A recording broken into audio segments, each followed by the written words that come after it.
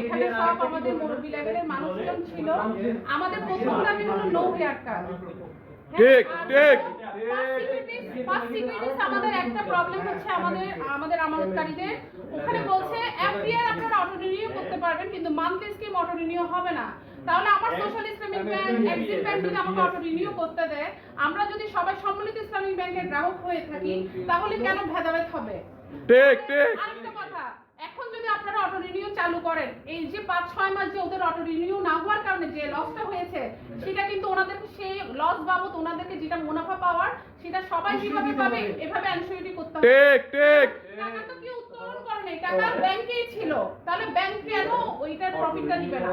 Auto renew হবে and যে মাসব্যাপী ওনারা লস বিয়ার করেছে সেটা ওনাদেরকে অবশ্যই সসম্মানে বুঝিয়ে দিতে হবে। ঠিক।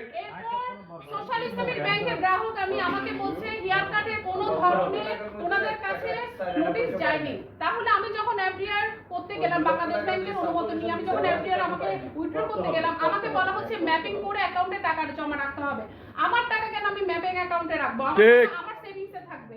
আমি যেখানে ব্যাংকে রেখে আমি এত বেশি অসুবিধাগ্রস্ত হচ্ছি, তাহলে আবার ম্যাপিং করে কেন আমাকে কোনো জায়গায় জমা রাখতে হবে?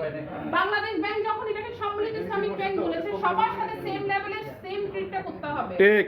আমরা এইভাবে রাস্তায় থাকতে চাই না।